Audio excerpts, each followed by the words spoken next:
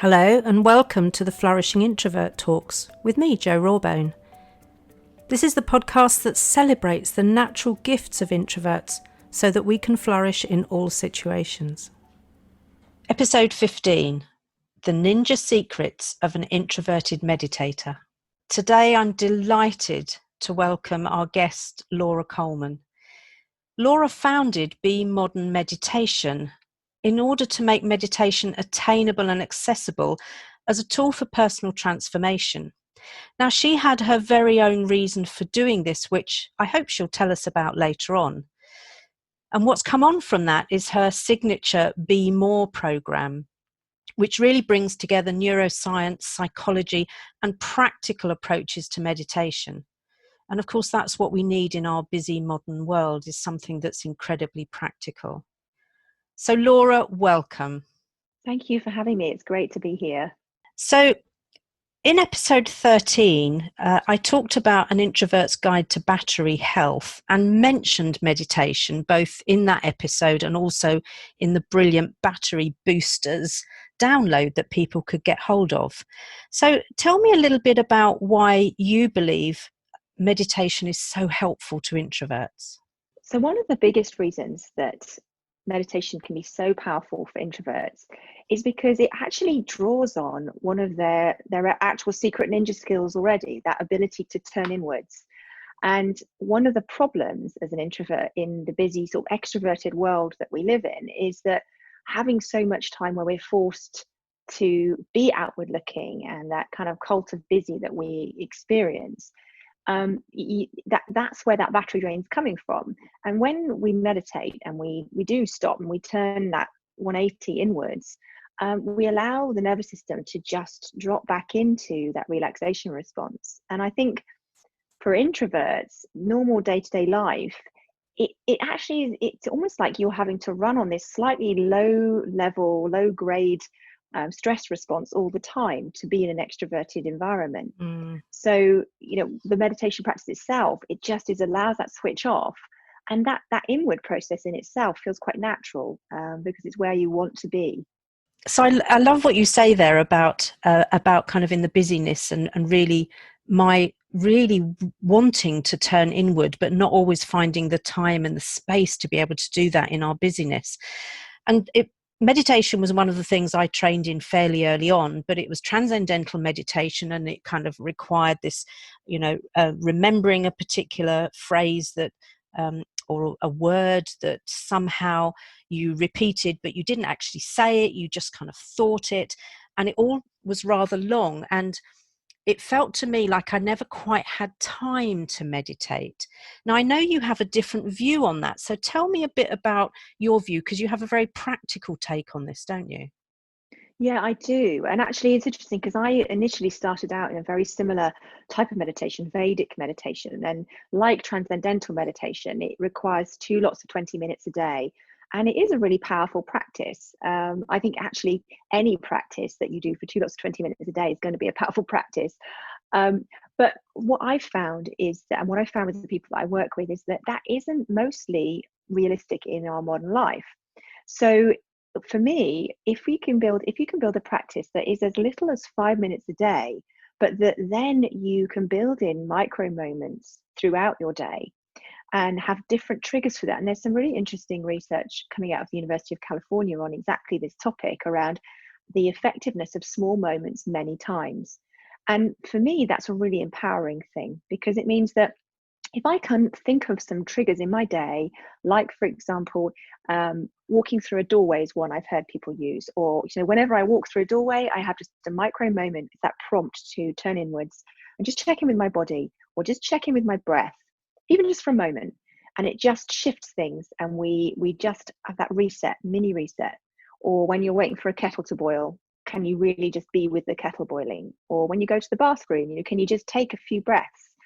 And it unlocks meditation as, instead of being this standalone thing that needs a special cushion and a candle and a beautiful quiet Zen space. Actually, can it be on the train? Can it be, obviously not right now as we're recording this, but it can be in the midst of your busy, noisy life.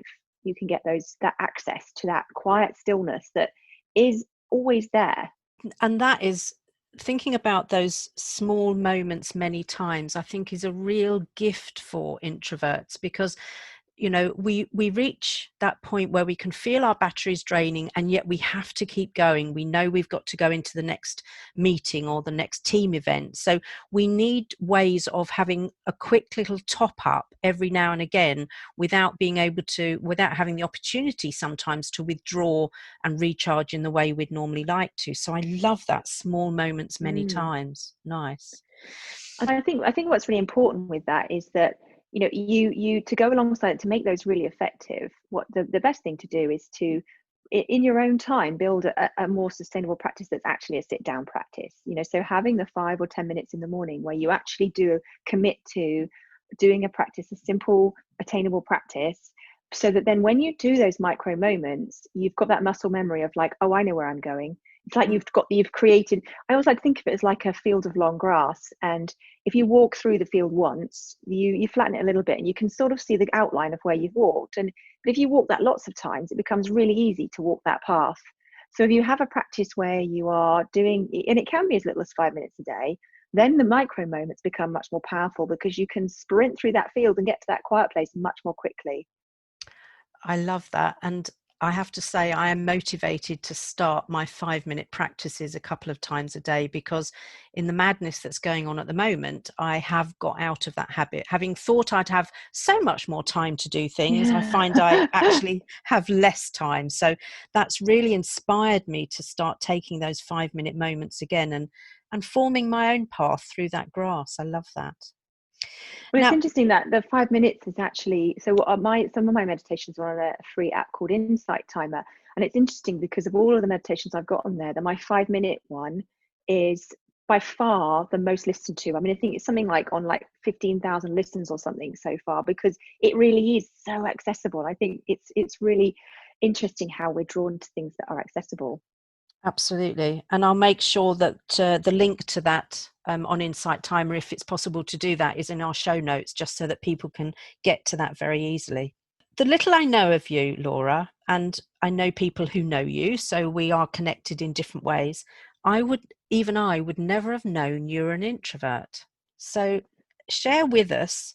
I always ask my guests to do this if they are introverts. Share with us your type of introversion, if you can remember. Yeah. Well, I'm kind of a blend of every type of extroverted introvert you could have, which I think is why, because you're not alone in not pinning me as an introvert, because I didn't know myself that I was an introvert until probably actually only when I started meditating and I started to really understand myself better and start to join the dots of like, why do I feel the way I do? And that in that process of turning inwards led me to study psychology, where I suddenly found out, I was like, it was like I'd suddenly discovered that, I was actually allergic to milk, to lactose or something, and that I'd been drinking milk my whole life. I was like, wow, this was mind blowing, to know Yeah. that about myself, but it made sense of so much. And that's, I think, an experience that many of us introverts have, is that we realize we've been pretending for a lot of our life because that's what seems to help us fit in and get on. But actually, there are times where what you need to do is be true to yourself. And I had a quick look at the results of your questionnaire, and you are indeed a connected, dynamic, engaging, sociable, open introvert. So you absolutely are a blend of each of the five. And if anyone hasn't yet found their type, there's going to be a link again in the show notes to the questionnaire that shows you your type of introvert. And also you can hear about it on episode 10. So do kind of go back and have a look at that.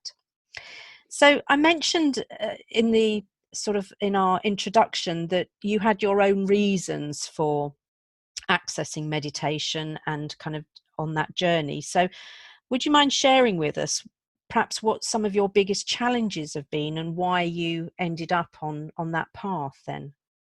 Yeah, sure. Well, for me, it all started about 7 years ago, and I sat down to write in my journal, which wasn't at the time something I ever particularly did much.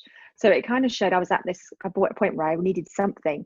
So I sat down and wrote in my journal the words, "I am nothing."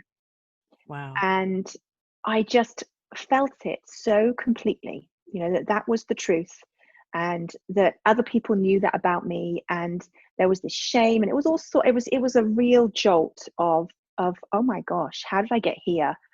And I'd gone from being somebody in a corporate role. I joined Waitrose as a graduate and had a really successful career with them, and then I became a mum, and I had two young children very close together. Wouldn't recommend it, that close together. And then we moved to Australia because my husband had an opportunity with his work, and so I suddenly found myself living on the other side of the world, no support, and these two young children, and I completely lost a sense of who I was. And actually, probably what it really uncovered was I didn't know who I was. Hence, the sort of then starting to discover things about myself. But writing those words it felt like a call to action from my future self, or from my past self. That you need to take action, because either it's true and that's awful, or it's not true, and how awful is that you feel that way.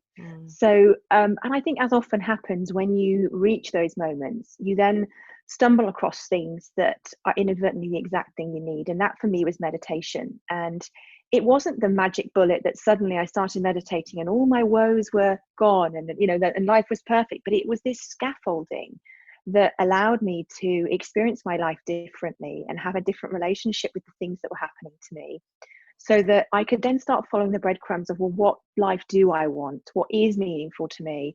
And then that's when I went on to study psychology and mindfulness and acceptance commitment therapy and all of these different things, which ultimately gave me this very broader perspective on how do you build a rich and meaningful life. And when I started to become really passionate about how do I help other people in that stuck place, for whatever reason they're stuck there, that place of overwhelm and feeling like you're not who you should be. And one of the sort of hallmarks of that time for me was that on the outside I looked fine. And I was walking, I was project managing a house build, I was volunteering for a charity, I had really active social life. No one who knew me then would have thought, well, she's really struggling. They didn't know that every day felt impossible. And so I thought I've had this real yearning, I suppose, to provide support for people. And what I discovered in that journey of like, how do I do that, is actually that meditation, I kept looping back to meditation being the fundamental piece of the puzzle, because the awareness and the ability to create space and think about things differently is really the key to unlock all of that other stuff. And so that's really how I came to where I am now. Wow, it's quite a journey, and I felt the power of those words that you wrote in your journal. I am nothing. I felt them very powerfully, actually, and so I can only imagine what it felt like to you to see yourself writing that and to read those words afterwards as well.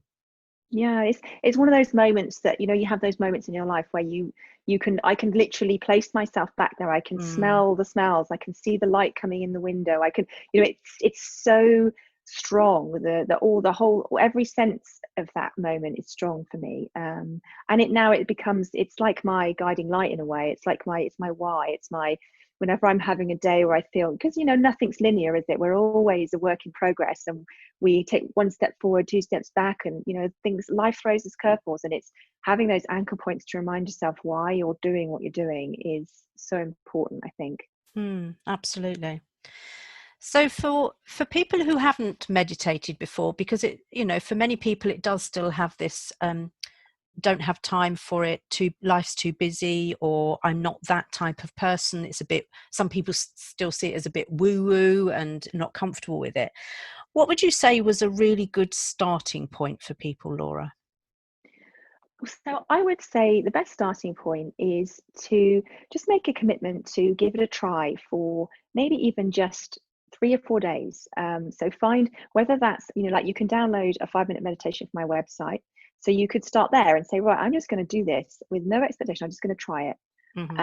And so keeping it simple is the key, really. Keeping it simple, keeping it manageable in your life, because if you suddenly decide I'm going to meditate for an hour a day, guess what, you're not going to do it. But Certainly also I'm not. Yeah. yeah, exactly. And one of the biggest things is looking for the type that works for you, because I think of meditation, it's a bit like the word exercise, although we don't realize it. That if I said to you, if you say to somebody, look, actually we all know this, we need to exercise in our lives. we go, okay, well, I don't like running, but I like swimming, so okay, I'll do swimming. We wouldn't go, well, I don't like running, so therefore I'm not doing any exercise. Right. But with meditation, what tends to happen is maybe we come across a style of meditation, or we have an idea in our head of what meditation is, and so we think, well, meditation isn't for me because of that. And so think of it that, actually do just be curious and have a look for a style that resonates with you, and give it a try. And there are some amazing tools out there that you can use. But most of all, be kind to yourself, and don't add it to the list of things that you should be doing, because there's too many of those already, isn't there? I should be eating beautiful food. I should be exercising. I should be it's about doing it in a way that's manageable and sustainable for you, without making yourself feel bad about where you're at. Okay. And I mean, I have friends who have a very I was going to say strict practice, but those two words don't really go together for me with meditation. But they are very committed to a meditation practice every morning. Is morning the best time, or is it whenever you can find time? So there's a Deepak Chopra quote that I love, where he says, the best meditation practice is the one you actually do. And for me, that's just like totally hits the nail on the head. Now, it really works for me to get up before everybody else and use that time when there's nothing else, before the day started. I love that because it does set me up really brilliantly for my day. And my whole mindset is different. But when my children were younger, sometimes that just wasn't achievable. So it would be, okay, I'm going to get in the car before I've got to go pick them up from school. I'm going to do it in the car before I'll just leave 10 minutes early, and I'll do it in the car before I get them. Or I'm going to do it, on the dog walk. I'm going to sit on a bench and do it then. So it's about looking for ways to make it happen in your life in a really simple way. So it doesn't have to be this sacred space. Of course, it's lovely if you can create rituals around it, because the more it becomes something that feels lovely and like a treat for yourself, the more you get that kind of dopamine reward in the brain that says, yes, do more of this. But make it work in your life as it is, and then think about ways that you can carve out space. Now, having said that, the science is really clear that a regular practice is what makes the difference. So if we go back to that grass analogy, if I only walk through that field once a fortnight, I'm not going to create a path. So it's about committing to the point of saying, I'm going to give this a red hot go, and I'm going to actually, I'm not going to do this once and instantly feel good. Because the reality that when you first start meditating, and this can actually put people off, is that although we're triggering a relaxation response in our body, it doesn't necessarily feel relaxing. And particularly as an introvert coming out of if you've just had a really busy day and you try and sit and meditate, the chances are what you're going to be aware of first of all is how much noise there is in your head before it can be allowed to settle. And particularly if you've never done it and you've got this accumulation of stress in the body and the mind, it does take time for that to go. Now, the key point is that every time you close your eyes and you notice that you've been distracted by a thought, or you're distracted by sensations in the body, every time you notice and you come back to the practice, that is the practice. That is the muscle building. Right. So it doesn't matter if I go to the gym and I have a really awful workout that feels really hard, like I'm going to die while I'm doing it. I'm building, that's actually the best workout sometimes, because I'm building that muscle. And that's what we're doing in meditation, is building the muscle for paying attention and choosing where to put your attention.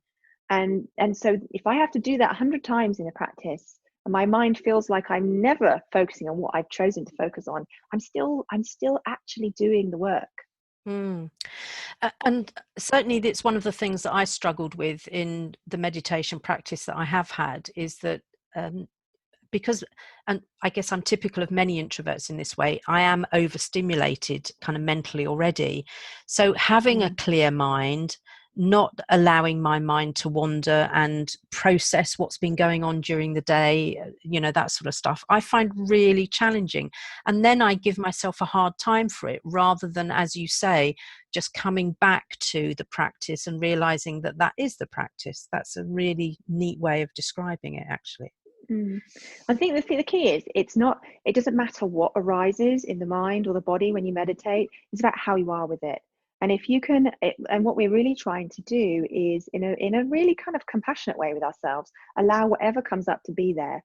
And we start to then be able to witness that whatever comes up, it does go. And the more we train that capacity to come back, that's what starts to spill out into your eyes open life. So, that if you think that you create, in actual fact, what you're actually building is what some research has shown is that you actually, in the prefrontal cortex, you're actually thickening the myelin layer in the prefrontal cortex, which is the layer that conducts the signals, and you're activating more across both hemispheres of the brain. So what that means is when you build that muscle, literally build that muscle through meditation and focused attention practice, you keep that brain CEO part of the brain online more. And part of the problem for introverts is that we're constantly triggered by other things in our environment. And the more we can keep that sort of brain, that sort of prefrontal cortex online and out of reactivity, the easier it becomes to not have that build up, to not have that accumulation. So it's kind of it's almost like it helps in the practice itself because you're releasing it, and then it helps you in your day-to-day life because you've built a capacity to cope. It's a really compelling argument for introverts everywhere to be meditating, as far as I can gather. You've been kind enough to talk about the free 5-minute meditation, and we'll make sure that we put your website link in the show notes. I'm working with quite a few corporates at the moment who are doing much more around well-being. So what is it that you can provide for corporate audiences, Laura?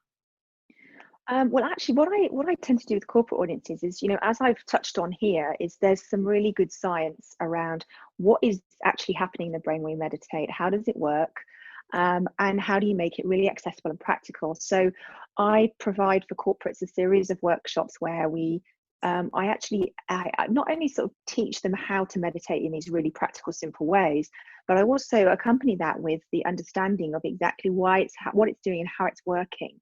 And the combination of those things, it provides this, as humans, we're wired to want to understand why.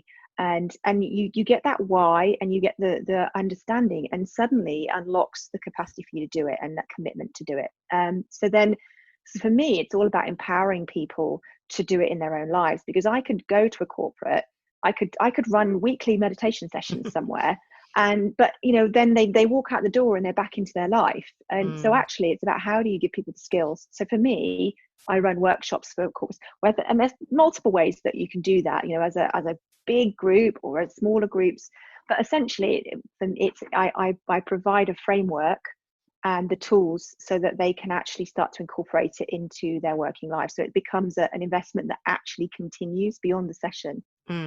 Yeah, absolutely. And I can see perfectly how those small moments many times would fit in, and people would be aware almost of what's going on. So I can almost sense a kind of a different sense of calmness descending over a workspace when people are having those many moments during the working day almost. Yeah, there's an architect firm that I worked with, and I did a few sessions with them, and they, as a group, then decided that they would actually incorporate time in their week where they came together and meditated. And now they kind of have a culture where, if one of them says they've got a meeting room, they'll say, I'm just going to go and meditate. And they'll just go and take 5 minutes time out before a meeting.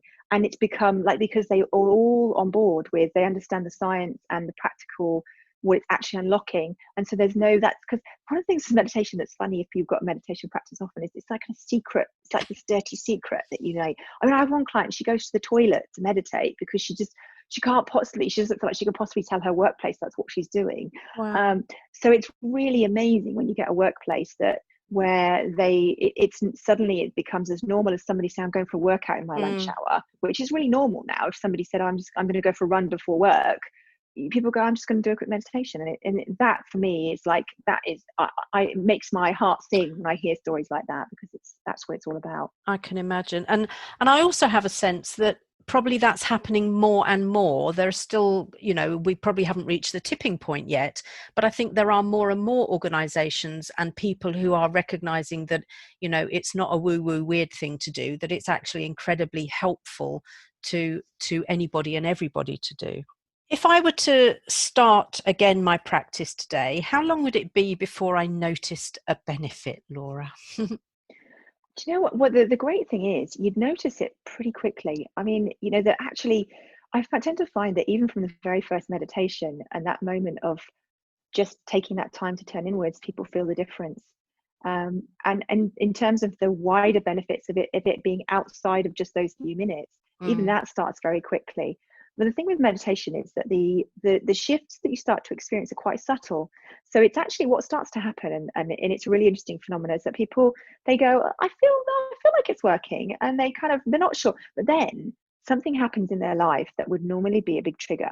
Maybe it's they suddenly have a deadline land on them that they're not expecting, or somebody comes and makes a demand of them, or their children, they've got some challenge with children, and suddenly they discover that, hang on a minute, I'm not I'm not reacting. I'm Mm. I'm feeling the same thing. I'm not like, I'm not, it's not like I'm not feeling it, but I have this pause. There's this space. It's like suddenly, it's like it feels like a ninja skill. You suddenly, like, the Matrix, where we can suddenly move really slowly and avoid the bullet. Yeah. It's like that. And that comes relatively quickly. So it's yeah, I mean, as you can tell, I'm pretty passionate about this because I've seen in so many people how transformative it can be. And it's exciting that something as simple as closing your eyes can have such an impact, even right down to a cellular level. Actually, there's some amazing science about what it does to your body as well. Oh, I'd love to hear a bit more about that. We might have to get you back again if we haven't got time today. So, can you give us in a nutshell what happens at a cellular level? Well, if you imagine like that fight or flight response that happens sort of globally in the body, that's happening at a cellular level as well. So, for example, even down to your physical aging, so the telomeres, which is, in each of our cells, we've got sort of 20,000 plus genes, and that's the little cross shape. And each of the corners of those have got something called a telomere, which is a little bit like a shoelace cap. And as that cell is under stress, so in that fight or flight response, those telomeres shorten. And when the telomeres are gone, that cell dies. So it's associated with physical aging. And so what they've shown is that in meditation, with as little as 10 minutes practice a day, you can actually slow down that degeneration and in some cases even regenerate. So literally down to a cellular level, and your physical aging, you're impacting. It's quite phenomenal. And there's all sorts of research around reduced risk of heart attack and stroke, in terms of lower incidences of colds and flus, and there's lots of reasons for that in terms of what happens in your immune system, which is a whole other topic as well. Mm. And there's all sorts of digestive things that are impacted as well, which then links into emotional regulation. And honestly, we Goodness. literally could do a whole podcast on what the physical and mental and emotional benefits of meditation are. It's quite staggering. And I have to say, I'm even more excited about starting a practice now because, you know, just those benefits you're talking about, who wouldn't want to experience those? Crikey. Yeah. And if you can let go of the need to it to feel a certain way, like it doesn't matter if your meditation, when you close your eyes, does not feel like the zen, beautiful, serene space that we're sold, that actually Yeah. that's not the point. And I think for a lot of people who I work with, knowing that even makes a difference, because they don't leave a meditation and go, oh, I'm rubbish at meditating, or that was a really bad meditation. Yeah, I can imagine that. And, and just knowing that I don't have to sit cross-legged with my thumb and kind of forefinger Your together and forefinger. go, yeah, means that, Yeah, exactly. yeah, completely different. So listen, tell me what's next for you then. We know that you've kind of launched your signature Be More program.